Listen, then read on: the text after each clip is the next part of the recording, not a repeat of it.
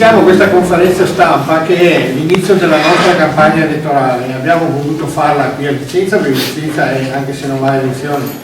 è il capoluogo della nostra provincia,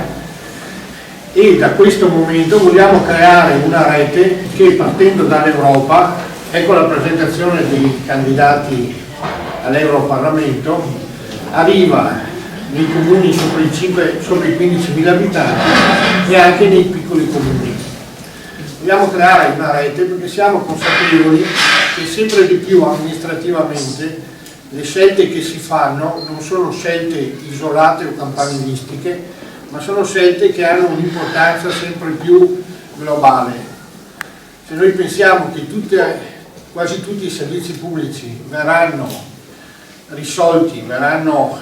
portati avanti assieme a tutti i comuni o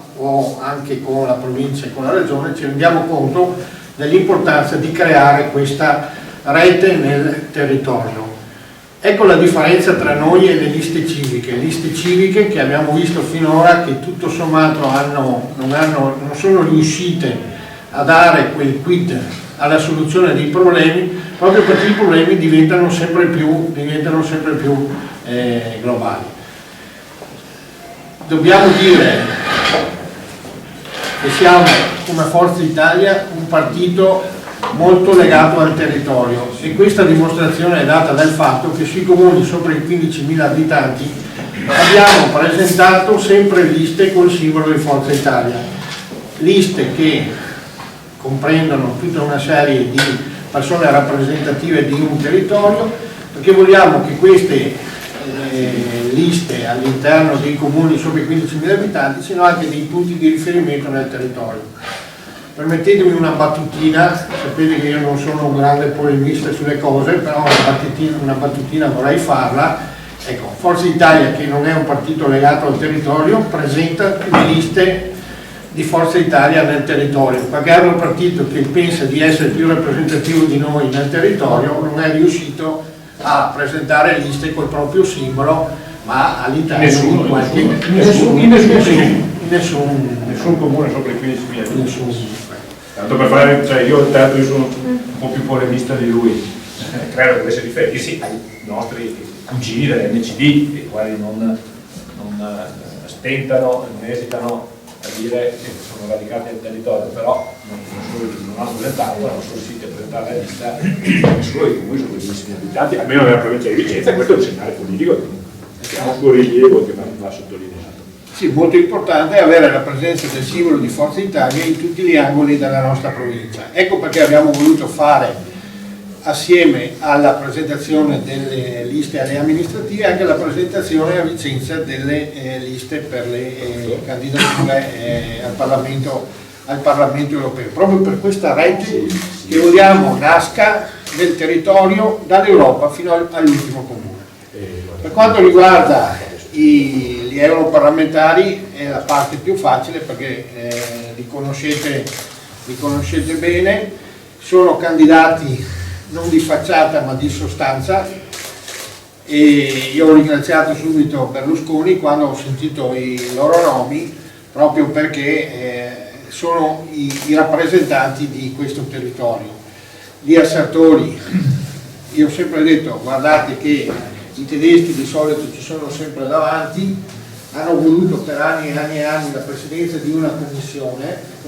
industria e energia, eccetera. Questa volta, l'unica volta nella storia, l'abbiamo avuta noi come italiani attraverso la persona di Lia Sartori. Quindi vuol dire che qualcosa di importante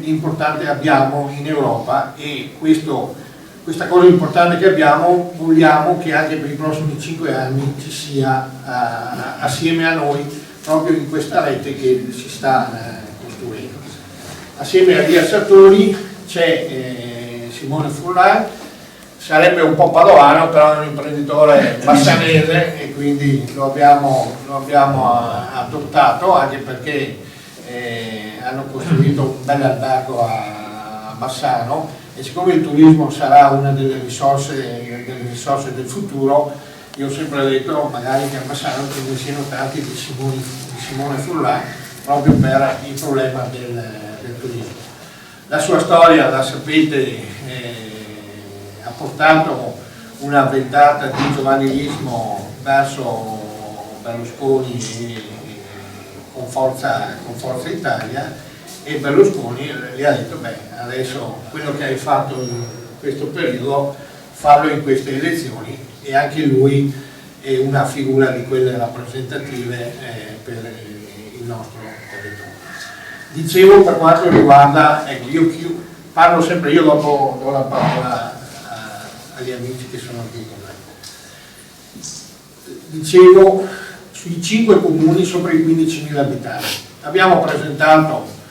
sempre le nostre liste rappresentative di tutto il territorio. Abbiamo cercato però che queste liste fossero collegate a tutto il mondo dei moderati e al mondo anche della Lega Nord. Ci siamo riusciti quasi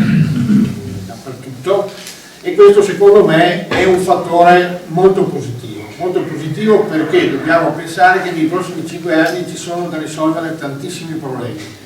e questa rete ci permetterà di risolvere bene questi problemi che attanagliano la nostra provincia di Vicenza, dimostrando anche che non è assolutamente vero che il centro-sinistra ha il controllo delle amministrazioni locali. Ad Arzignano noi abbiamo il sindaco che è di Forza Italia, che corre appunto con la lista della Lega e con le altre liste civiche. Anche a Bassano del Grappa abbiamo un candidato di Forza Italia, che è la Federica Fico, che corre con la Lega e con tutte le altre liste. Anche a Schio abbiamo un candidato di Forza Italia, che è Marco Tolentini, che corre anche lui con altre liste, e quindi in queste 3 espressioni territoriali siamo in prima persona. Se però non siamo in prima persona, siamo in seconda persona a Montecchio Maggiore e a Valdagno. A Montecchio Maggiore la lista che viene ripresentata con il sindaco Milena Cecchetto è una lista che merito, e lo dice anche la Milena Cecchetto, quindi non è partigianeria questo qui, attraverso un vice sindaco sempre presente in comune per il Poli, attraverso assessori, tra cui Pizzaro qui presente, eccetera, abbiamo saputo dare una svolta, per cui penso che abbiamo buone possibilità anche a Montecchio Maggiore. Abbiamo buone possibilità, non al 100%, però anche a Valdagno, perché finalmente si è costruita una coalizione dei moderati da fronteggiare a una lista di centro-sinistra che a Valdagno da decenni. A Valdagno sono 3 liste, Grillo, moderati e il centro-sinistra che governa da tanti anni, quindi abbiamo ottime chance. La terza motivazione dell'incontro di oggi è che nei giorni scorsi il coordinatore regionale Marin, a cui va il mio ringraziamento, ha nominato i vice coordinatori provinciali che rappresentano espressioni territoriali diverse all'interno del nostro territorio, che rappresentano anche sensibilità politiche leggermente diverse, proprio perché vogliamo che Forza Italia diventi una forza pregnante all'interno della nostra provincia, e i loro nomi sono Enrico Ulvec, Graziano Meneghini, Rossella Olivo. Rossella si alza. E poi facciamo Mariano Randò, Ulisse Barotto, e Matteo Fabris. Con queste persone nei prossimi giorni cercheremo di costruire una proposta anche politica. Adesso vediamo un po', perché la priorità assoluta in questo periodo saranno le elezioni europee e le elezioni amministrative, perché un bel risultato su queste elezioni ci permetterà poi di essere più forti e più determinanti nel comprensorio. Magari dice anche di dove sono questi? Sì. Allora, Enrico Ubeck è di Vicenza, Graziano Meneghini rappresenta l'area ovest e Montecchio Maggiore, Rossella Olivo rappresenta il Bassanese, Mariano Randon rappresenta i giovani e anche lui la Vicenza Ovest, la zona di Vardano, Ulisse Borotto, sindaco rappresenta di Nanto, rappresenta il basso vicentino, Stefano Rancal rappresenta l'area di Trissino e Matteo Fabris rappresenta l'area di Brendola. E con loro auguro loro buon lavoro, ci sarà da lavorare. Alla chiusura di questo mio breve intervento permettetemi di ringraziare due persone che mi sono sempre state in modo particolare vicine in questo periodo. Una si chiama l'onorevole Zanetti, che ringrazio perché mi ha dato veramente una mano notevole, e un'altra mano notevole me l'ha data la Chiara. Io mi auguro che... Grazie per quello che... Io mi fermerei qui, darei la parola ai due candidati europarlamentari e poi magari a chi vuole dire due parole.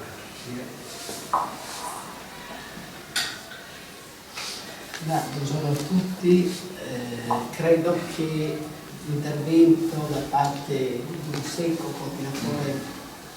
provinciale di Forza Italia, abbia messo in evidenza come la sua attenzione giustamente va soprattutto a quello che sta succedendo sul territorio. Non a caso devo dire che in questi 10 giorni era quasi impossibile parlarne perché al di là del tempo di lavoro dopo era costantemente impegnato a vedere di risolvere al meglio le situazioni, soprattutto dei comuni al di sopra di 15.000 abitanti, dove c'era la possibilità anche di portare a casa delle alleanze, di fare delle scelte che potessero essere per noi vincenti, piuttosto che al di sopra di 15.000, dove, come giusto sia, c'è stata una forte autonomia da parte delle persone legate a Forza Italia nel far sì che la lista sul territorio rispondesse al meglio a quello che è stato il lavoro che loro hanno portato avanti in questi anni. Da oggi comincerà a occuparsi anche di europee e visto che la circoscrizione è una circoscrizione molto ampia, tutti voi lo sapete ma io amo sempre ripeterlo, comprende 4 regioni, 22 province, quindi è difficile immaginare, e soprattutto il tempo che abbiamo a disposizione, un tempo estremamente breve. Fra un mese non solo avremo già votato ma conosceremo già i risultati delle elezioni, e quindi in un tempo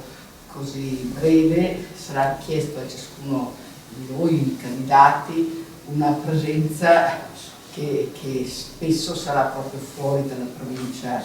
di provenienza, verso zone, verso province dove magari si è meno conosciuti. In questo caso io penso che sia Vino Secco con tutti coloro che lo affiancano nel suo lavoro e soprattutto per Antonio Zanettin svolgeranno sicuramente un ruolo in questa provincia che Antonio non solo, visto che è chiamato ad occuparsi di Forza Italia anche a livello regionale. Per quanto mi riguarda, io spero di poter avere il consenso da parte degli elettori, un consenso che negli anni mi è stato più volte riconfermato, con la volontà di portare avanti un lavoro che in questi anni ha dato molte soddisfazioni a me per i risultati che sono riuscito a raggiungere su molti dossier, ma io credo anche che di aver portato qualche mattoncino, ecco, al nostro paese, visto che su molti dossier che sono passati per i lavori delle commissioni di cui io mi sono occupata, che riguardano temi come è stato ricordato, della politica industriale, energia, ricerca, telecomunicazioni, spazio, in accordo con la rappresentanza del nostro governo presso le istituzioni europee, in accordo con i rappresentanti del mondo del lavoro e del mondo dell'impresa che a Bruxelles hanno una presenza importante. Non era così una volta, negli ultimi anni io ho visto crescere la consapevolezza da parte del nostro paese, ma del nostro paese tutto, cioè intendendo il nostro paese non solo le istituzioni politiche, non solo il governo, non solo i parlamentari, ma anche i rappresentanti appunto del mondo dell'impresa, del mondo del lavoro, del mondo del sociale, che partecipano attivamente alle consultazioni che precedono sempre l'approvazione dei diversi regolamenti e direttive che come Parlamento europeo andiamo ad approvare. Diciamo che in più occasioni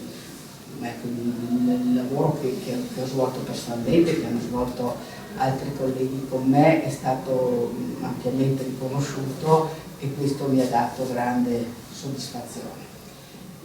Certo, io sono contenta perché in questa campagna elettorale, a differenza di altre volte, si parla di Europa più delle altre volte, diciamo, anche se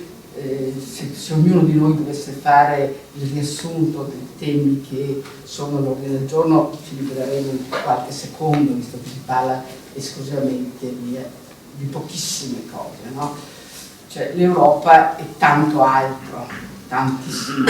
Io sono un europeista convinta, ritengo che sia un bene per il nostro paese rimanere, non soltanto rimanere all'interno dell'Europa, questo non lo mette in discussione alla fine nessuno, neppure il Regno Unito lo mette in discussione, tanto perché ci capiamo, ma anche di utilizzare quella forza che il nostro paese ha per riuscire a far sì che le decisioni che là vengono prese siano più rispondenti ai nostri interessi. È un lavoro che fanno tutti, non la Germania, i 28 paesi che fanno parte dell'Unione su ogni dossier lavorano per trovare la mediazione all'interno della quale gli interessi anche del proprio paese siano rappresentati e comunque non siano messi in discussione. Questo è un lavoro che richiede, come sempre, fatica, tempo, presenza, bisogna conoscere gli argomenti, bisogna leggere le carte, come usiamo dire noi, bisogna farlo con passione. In Europa tutti i grandi paesi, per esempio per gli europei, i piccoli no, ma tutti i grandi paesi, tranne l'Italia, hanno liste bloccate, per cui i miei colleghi già da 4-5 mesi sanno se saranno riconfermati o meno. Di solito il mandato è sempre un mandato molto lungo, proprio perché richiede una preparazione che non si riesce ad esaurire in pochi anni, ma soprattutto quando un collega inizia il suo ultimo mandato c'è un percorso di affiancamento, cioè fin dal primo giorno accanto a lui siede un deputato, di solito di seconda legislatura, che lavorerà con lui per 5 anni su tutti i dossier, per esempio, non di 1000 cose, o di un tema, o dell'energia, o della ricerca, o del mercato interno, in modo che i colleghi, per esempio, che subito dopo le elezioni, dopo la costituzione delle commissioni, cominceranno a lavorare, alcuni colleghi di altri paesi arriveranno lì già sul serio imparati, no? Cosa che da noi finora non è successo, ma se non è successo non vedo che debba succedere in futuro. Io mi auguro che un po' alla volta siamo riusciti a fare cose grandissime. Io credo che riuscire ad armonizzare il più possibile l'Europa, ad avere regolamenti che creino questo grande spazio,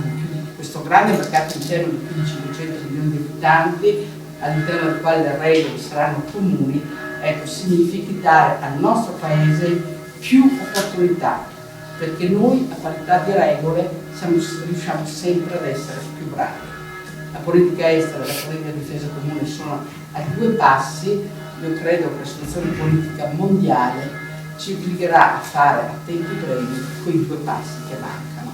e vorrei che noi tutti in quei momenti ci fossimo e assistessimo a un evento che ancora una volta ci porterà a garantire uno spazio democratico dove le certezze dei cittadini ci sono garantite ancora più ampie.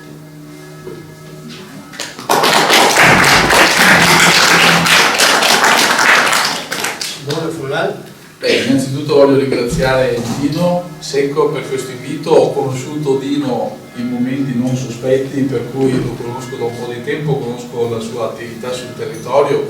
perché avendo un'attività a Bassano avevo avuto modo di conoscerlo, e quindi sono stato anche molto felice quando ho saputo che venivi nominato nostro coordinatore, perché appunto assolutamente ti riconosco questa conoscenza e volontà di lavorare sui territori. Sono felice di essere stato invitato qua assieme all'onorevole Sartori, e vi dico il perché. Perché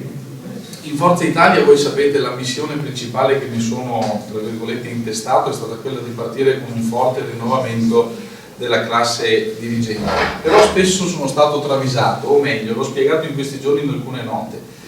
Innanzitutto non ho mai condiviso la linea di Renzi che dice della rottamazione, perché ritengo che in Italia siamo diventati grandi, il nostro paese è diventato grande negli anni, ma direi nei secoli, proprio per il nostro capitale umano, e quando si parla di capitale umano non si può, secondo me, parlare assolutamente di rottamazione. Ho sempre detto che bisogna qualificare. Ritengo che chi, come in Europa in questo caso, ma chi come i tanti sindaci, amministratori, persone che lavorano sui territori di cui abbiamo parlato questa mattina, va a prendersi le preferenze, ci mette la faccia, ha il contatto con la gente, risponde alle problematiche, conosce quello che succede sui territori, sono esattamente quella classe dirigente che a noi serve. Le mie critiche sono quasi sempre state rivolte ai livelli, diciamo così, più in alto, quindi più a Roma, dove sostanzialmente invece, anche per colpa di leggi sicuramente difficili o complicate, abbiamo avuto una classe dirigente che non risponde più al territorio. Quindi invece, secondo me, Forza Italia deve proprio ripartire dal territorio, dal basso, da tutti quei consiglieri e amministratori locali che hanno il controllo del territorio, ma che vengono normalmente, diciamo così, coinvolti solo quando c'è da fare il gazebo o solo quando ci sono delle liste da dover raccogliere. Ecco, questa è la cosa che io non condivido, e la mia battaglia in Forza Italia è esattamente questa.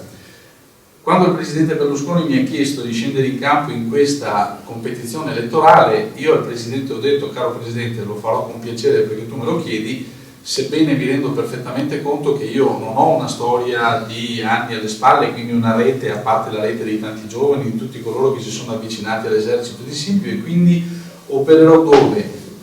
Opererò verso quell'elettorato probabilmente del voto d'opinione o di tutte quelle persone che magari in questi anni, perché ricordiamoci che il PDL era al 37-50%, oggi stiamo parlando di una percentuale, mi sembra in questi giorni, intorno al 20%, vuol dire che abbiamo un elettorato che si è stancato, si è allontanato, è andato verso Grillo, è andato verso altri lidi, oppure si è rifugiato nell'astensionismo. Ebbene, io credo, l'ho detto ieri in un'intervista, che la mia storia personale di questi 10 mesi, perché l'esercito di Silvio è nato più o meno 10 mesi fa, dimostri che se invece noi ci uniamo, ci crediamo e combattiamo anche sui territori, perché guardate che l'esercito di Silvio si è strutturato dando spazio a tantissimi giovani che fino a quel momento magari non riuscivano ad avere la visibilità, a prendersi qualche intervista, a dire le loro idee. Quindi in realtà, a mio avviso, la mia storia dimostra che possiamo farcela, e ho detto ieri anche che evidentemente coloro che invece frenano il cambiamento non hanno l'antidoto per sconfiggere chi ci mette passione, entusiasmo e chi va avanti a sprombattuto, anche perché poi ho incontrato invece tanta gente, e loro ne sono un esempio, che sono aperti al cambiamento, che lo facilitano e danno una mano. Perché però sono felice di essere con la Sartori? Perché la Sartori, a mio avviso, è l'esempio, ne ho discusso tante volte con Galan, che credo sia un amico comune, è l'esempio invece di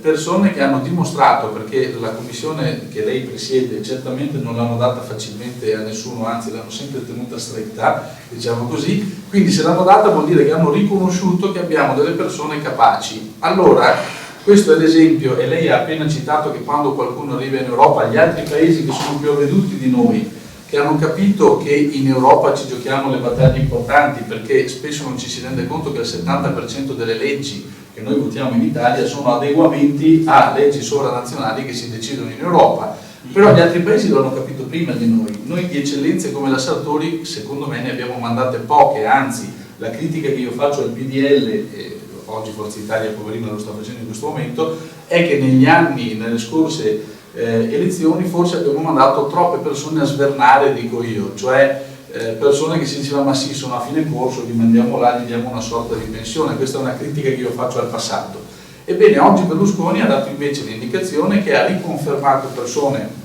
che a suo avviso hanno lavorato bene e ha dato la possibilità a coloro, diciamo così, che stanno cercando di portare avanti anche un ricambio di dirigenza generazionale all'interno di Forza Italia, di giocarsi la partita. Chiaramente me la giocherò andando in mezzo alla gente, cercando di portare, diciamo così, quell'entusiasmo che forse siamo riusciti un po' a ricreare alla base, adesso anche attraverso il club Forza Silvia, e quindi cercheremo di giocare questa partita per allargare la base del voto di Forza Italia, e in Europa cercherò di portare con umiltà quella forse consapevolezza di un piccolo imprenditore che conosce le difficoltà di tutti i giorni per una piccola e media impresa di arrivare alla fine del mese, di pagare i propri dipendenti e di creare quindi l'impresa e quindi di creare lavoro. Questo è quanto e vi ringrazio.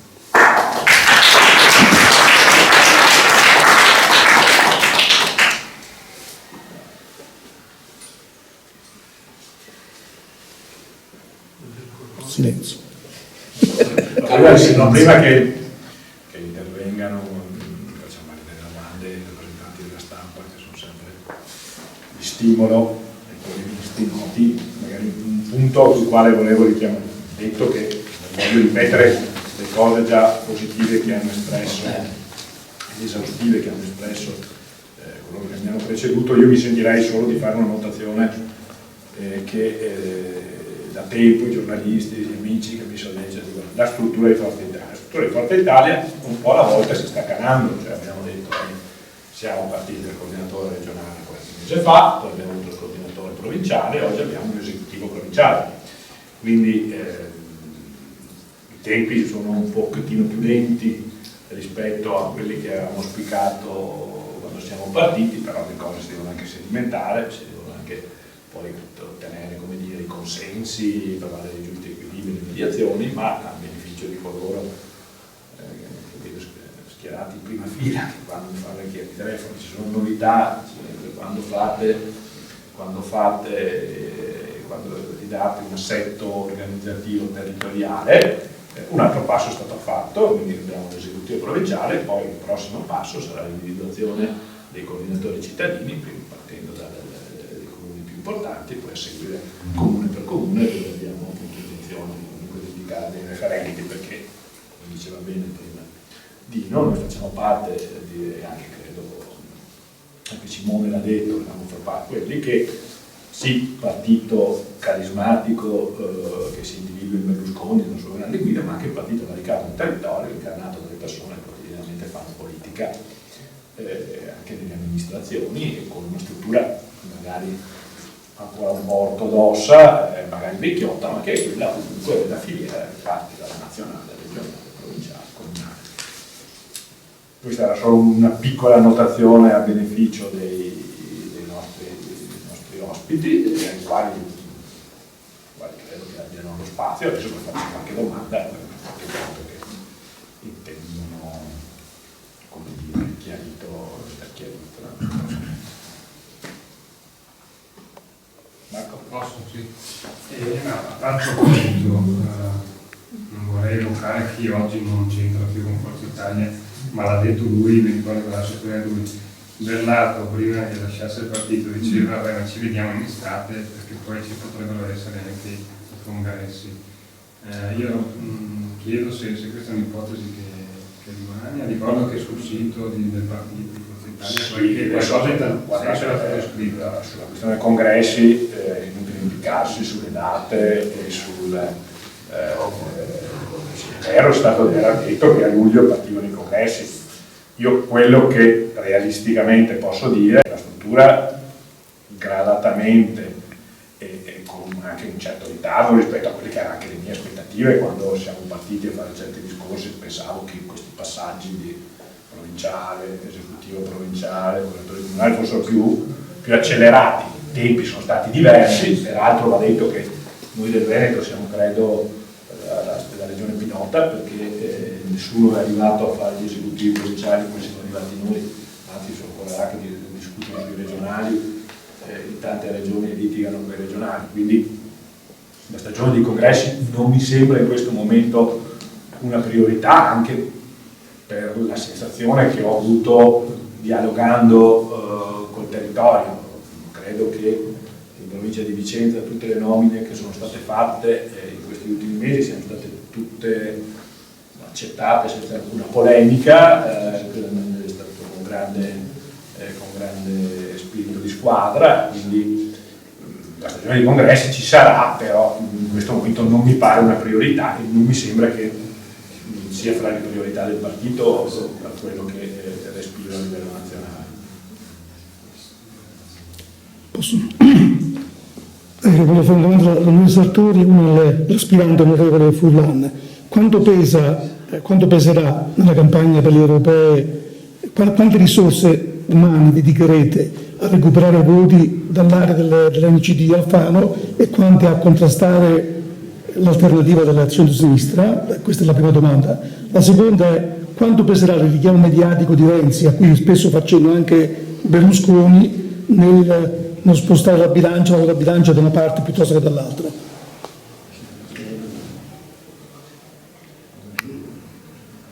Io ho sempre ritenuto che uno ti vota se desidera farlo, per cui qualsiasi pressione, richiamo, telefonate inutili, no? Cioè io sono abituata a lavorare in un certo modo, l'ho sempre fatto, continuerò a farlo, zona per zona mi rivolgo agli amici di sempre. Finora non mi è mai successo, ma se qualcuno mi rispondeva guarda che io ho fatto una scelta diversa, e direi bene scusami,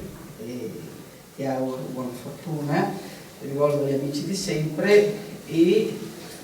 ripeto non mi è mai successo, per cui vuol dire che riconosco gli amici di sempre e chiedo loro di organizzare delle serate, ma non incontri, cene, mega manifestazioni, sono serate, la pizza, l'aperitivo in 10, 15, 20 persone per area, con le quali si chiede di fare un lavoro sul territorio di diffusione della conoscenza. Questo per quanto riguarda il lavoro sulla diffusione del lavoro fatto e della conoscenza del candidato. Sul resto ci basiamo un po' sul lavoro fatto nel passato, un po' sul materiale che distribuiremo, un po' su alcune presenze che faremo nelle ultime settimane, quindi proprio di invito al voto, punto. Ma nessuna fatica proprio ad andare a lavorare all'interno della nostra area per strappare consensi a persone che hanno già fatto scelte diverse. Questa è la prima cosa. La seconda, per quanto riguarda l'Europa, devo dire che personalmente io faccio sempre un invito al voto utile, chiedo un invito alla mia area politica perché il Partito Popolare Europeo è considerato da sempre il partito più europeista in assoluto, per cui io uso proprio questa: se tu ti senti europeo fino in fondo, vota noi, vota chi all'interno del PP porta avanti questi valori, questi ideali, perché il PP è nato partito europeista. Se poi non puoi fare questa scelta, vota i socialisti, che almeno dai un voto utile, visto che a livello di Unione Europea, le famiglie politiche che riescono a svolgere un ruolo reale, a condizionare veramente le scelte, le decisioni, ripeto, regolamenti e direttive, perché questi sono i due strumenti, poi sono altre cose, ma i due strumenti, diciamo così, che poi hanno ricadute reali sulla vita di ciascuno di noi, sono prima di tutto i regolamenti, in seconda le direttive. Ecco, nella definizione di queste io ho visto negli anni che a determinare delle scelte sono al massimo 4 famiglie politiche, ecco, 2 di sicuro sempre, o i popolari o i socialisti, che di volta in volta si alleano con i liberali, a volte si chiede l'aiuto di Verdi, ma Verdi europei, che sono una cosa un po', ma quando ci sono i problemi di salvezza delle nazioni si mettono d'accordo loro due, visto che poi i governi in Europa o sono a guida popolare o sono a guida socialista, e questo è, per chiudere su questo argomento, diciamo che si fa un grande parlare durante questa campagna elettorale di euroscetticismo, per esempio, di partiti euroscettici, di partiti contro l'Europa. Ecco, ci sono già oggi che siedono sui banchi del Parlamento e rappresentano dall'8 al 10% dei parlamentari presenti. Può darsi che raggiungano il 18-20% nella prossima legislatura, però a livello europeo i regolamenti che tutte le famiglie politiche all'unanimità si sono dati sono tali che non consentono a questo tipo di partiti nessun tipo di ruolo, neanche quello di bloccare l'attività, neanche quello di fare ostruzionismo, cioè non solo non lasciano esercitare un ruolo nella definizione dei contenuti, ma neanche nel bloccare l'attività, perché lì le regole, ripeto, condivise al 100%, impediscono questo. Quando tu sei in una sala che contiene 1000 persone, tra avvocati e poi tutti quelli che lavorano, e uno ti spegne il microfono, puoi anche urlare, non ti sente nessuno. E lì il microfono lo spengono. E se poi non protesta nessuno, vuol dire, e non puoi neanche, al massimo, non lo so, qualche volta non viene neanche sentito mettere la bandierina come fanno gli inglesi dell'UKIP, mettono la loro bandierina sopra il tavolo, no? E noi diciamo lasciategliela mettere, invece anche quello viene appena tollerato. Cioè, là si vive in un mondo molto fatto per lavorare, nel senso che il lavoro nelle commissioni, il lavoro del Parlamento ti dice tu puoi essere d'accordo, puoi essere contrario, no? Ma non puoi impedire a chi è d'accordo o a chi è contrario di esprimere il proprio voto e di arrivare a una decisione. Questo è sacro e là funziona così, per cui non vorrei disilludere anche quelli che pensano di poter andare là e fare cose e condizionare cose, zero, ma proprio non qualcosina, zero. Certo, possono fare manifestazioni all'esterno delle istituzioni, tenendo conto che lì sono abituati, perché sono molto più rigorosi che non da noi. Godono anche di una pessima fama i servizi di ordine esterni, quelli belgi e quelli francesi. Scusi, è l'effetto traino di Renzi? In che senso? Berlusconi oggi parla spesso di Renzi, che comunque è una star mediatica. Renzi può trascinare il voto? Allora, io dico sempre... Allora, io ricordo che nel 76, mi pare, Pier Antonio, quello che loro si chiamava Partito Comunista Italiano, quindi era anche più difficile da votare, raggiunse il 36%. Non lo so se Renzi ci riuscirà, no? Cioè, vuol dire, ha un bel obiettivo, deve porsi un grande obiettivo, già raggiunto da altri nella sua area politica, ecco, tanto per capire. Dopodiché a me interessa abbastanza relativamente il risultato di Renzi, ma interessa il risultato di Forza Italia, e io sono convinta che Renzi è lì, ha grande successo perché non ha bisogno di maestri e di Nell'attività che fa io vedo soltanto una, se vogliamo, la storia dovrebbe vedersi chiaro a lui. È un errore che a volte ha fatto anche Berlusconi, no? Quello che tu proponi delle cose, però ci sono dei percorsi per raggiungere, no? Quindi nel momento in cui tu l'hai proposta, il minuto dopo, a volte anche il minuto prima, devi aver definito quali sono tutti i passaggi che tu devi fare a legislazione vigente, però finché non l'hai cambiata, questa c'è, no? Per raggiungere il tuo obiettivo. Secondo me Renzi nell'entusiasmo, cioè lui ha la forza della gioventù, che è bellissima, che abbiamo avuto tutti, e gli manca la saggezza, forse la consapevolezza della maturità. Cioè, lui sa che vorrebbe fare quelle cose, si rifiuta di fermarsi a pensare che per farle comunque ci sono dei passaggi. Ripeto, anche Berlusconi ha fatto queste cose, anche Berlusconi molte volte, spinto dall'entusiasmo, buttato il cuore al di là dell'ostacolo, ti diceva quale doveva essere l'obiettivo da raggiungere, e poi però non ci arrivava, magari con maggioranze anche più solide di questa.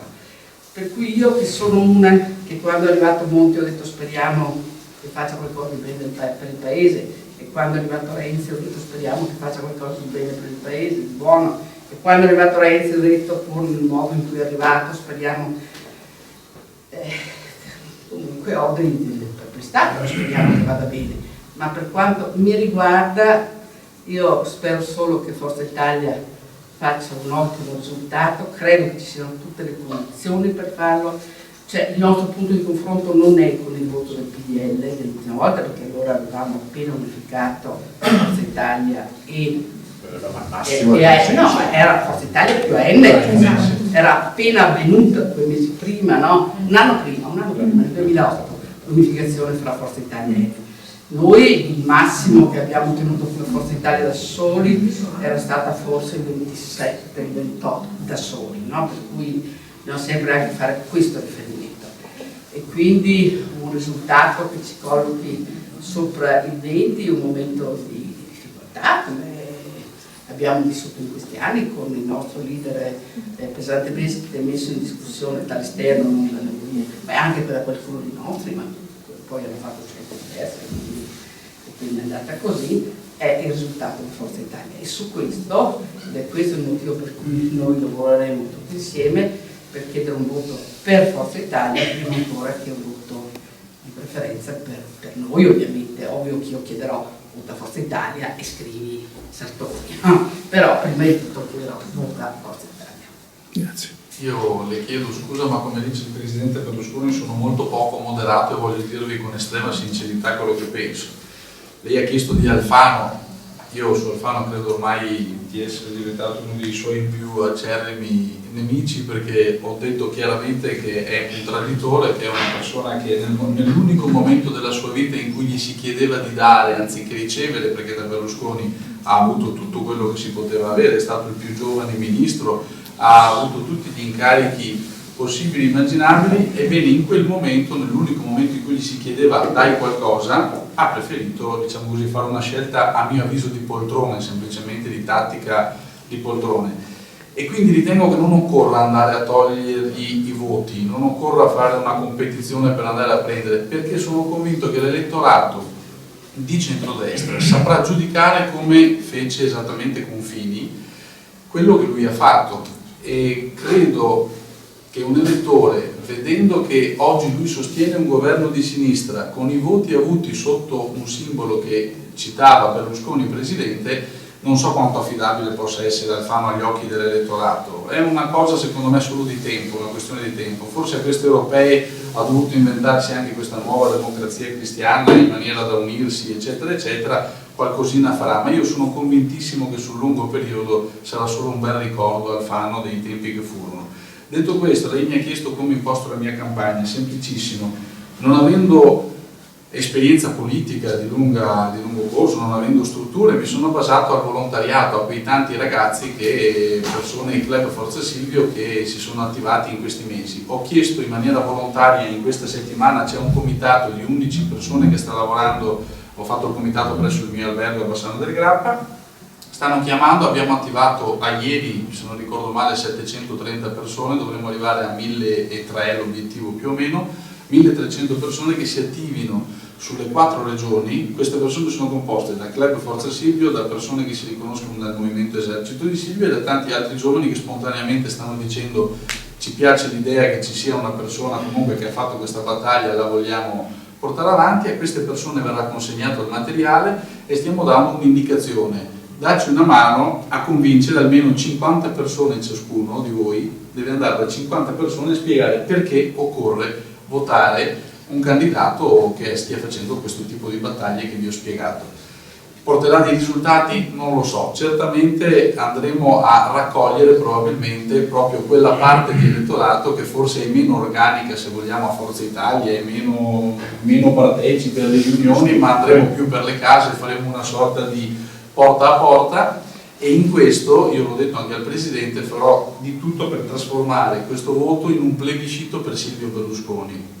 perché ritengo, e io non le nascondo che per me è stato un sacrificio scendere in questo momento in campo, avrei potuto stare fuori, guardare la partita e poi magari giocare altre partite, invece l'ho fatto perché ritengo che se non mettiamo il coraggio in questa fase, nel momento in cui, come dice l'onorevole Sartori, che tutto sommato delle difficoltà le stiamo vivendo, il nostro Presidente è stato messo all'angolo, insomma, io adesso non voglio ritornare sui temi giudiziari, se no parlo fino a domani, ma in questo momento occorre dire che invece noi per Berlusconi scendiamo in campo tutti e ci diamo da fare e convinciamo quante più persone possibili a votare Forza Italia. Sul perché dovrebbero votare me, semplicemente perché questa volta non è possibile votare Berlusconi nella scheda, perché purtroppo ce lo hanno impedito, e io credo di poter dire senza smentita di essere sicuramente il più berlusconiano dei berlusconiani, perché ho fatto l'esercito di Silvio, insomma.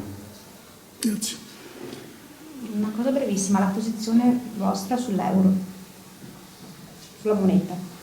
Io sono favorevole all'euro, mi sembra, e lo sono tutti, guardi, ripeto, perfino nel Regno Unito, dove i conservatori in primis accusano Cameron di essersi imbarcato in questa storia del referendum che non riesce a tornare indietro per quanto riguarda la presenza in Europa e poi anche l'euro. Loro non sono nell'euro, dico loro presenza in Europa che io metto strettamente assieme, anche se sono 18 a 28. Comunque 20 anni fa, all'epoca di Maastricht e poi tutto il percorso che ci ha portato all'entrata, uno poteva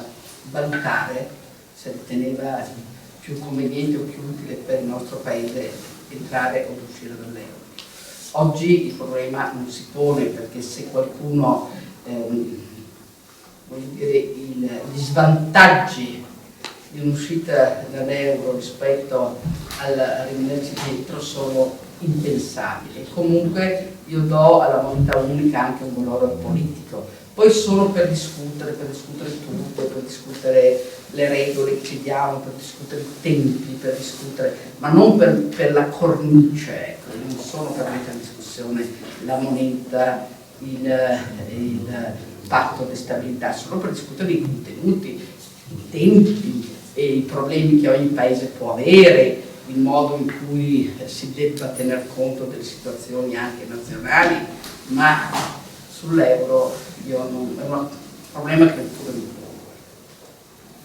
Io invece purtroppo sono molto euroscettico, diciamo che ho una linea moderata che è quella forse che il Presidente in queste ultime settimane ha un po' dimostrato, ovvero ritengo che quantomeno in Europa occorra andare a trattare alcuni temi, tra cui il primo secondo me è il fatto che la BCE diventi una banca di ultima istanza, che ci sia la possibilità effettivamente di stampare moneta e quantomeno si arrivi a poter dare il via agli euro bond, perché altrimenti il nostro vero problema è che anche con il cambio, che forse dobbiamo ringraziare Prodi in questo senso, che fece altissimo, che siamo a 1936, rispetto al marco di come fece il cambio invece la Germania, siamo sicuramente svantaggiati sotto questo aspetto. Un'altra cosa invece sul fiscal compact, ritengo che in Italia si sia parlato molto poco del fatto che il presidente Berlusconi, e credo che l'onorevole possa confermarlo, pose sul fiscal compact il veto dell'Italia, andando a sostenere, quando lo discussero, perché poi in realtà il fiscal compact fu votato durante il governo Monti, però Berlusconi quando lo discusse pose il veto dicendo che l'Italia aveva dei punti qualificanti. Questi 2 punti qualificanti in particolar modo erano il fatto che l'Italia ha un debito di 2.000 miliardi ma ha un patrimonio di 8.000 circa, adesso io ovviamente cerco di semplificare, e quindi il Presidente sosteneva che non c'è azienda al mondo più sana di un'azienda che ha 4 volte un capitale rispetto al proprio debito, e questo era un primo punto. Il secondo punto che lui pose fu il fatto che l'Italia ha un'economia sommersa che ci contestano di 120 miliardi più o meno, anche qui semplifico, all'anno, e quindi lui diceva, beh, se da un lato ci contestate un sommerso, dall'altro allora va sommato a quello che è il prodotto interno lordo del nostro paese, pertanto se lo sommiamo noi rientriamo perfettamente nei parametri e non abbiamo più da pagare delle sanzioni. Ebbene, quando il Presidente pose questo veto, e fu lì che iniziò, il Presidente lo racconta sempre, lì iniziò la sua cattivo rapporto con la Merkel, perché la Merkel non prese assolutamente bene questa imposizione. Quando Monti arrivò e firmò invece il fiscal compact, lo firmò senza assolutamente toccare queste cose che almeno potevano servire, sicuramente non a rimanere fuori da quello che era il fiscal compact, ma probabilmente a porre dei limiti e delle condizioni più favorevoli per noi. Ecco, io ritengo che questi aspetti almeno noi dobbiamo cercare di farli valere, e dobbiamo cercare soprattutto di far capire in Europa il fatto che abbiamo un'economia in grandissima sofferenza, e io credo che occorra con coraggio dire che prima vengono gli italiani, le nostre imprese, le nostre famiglie, e poi eventualmente il rispetto di trattati europei, che voglio dire non è che sono eterni, i contratti si possono anche risolvere, dopodiché ovviamente con moderazione, con intelligenza e discutendolo in maniera ponderata.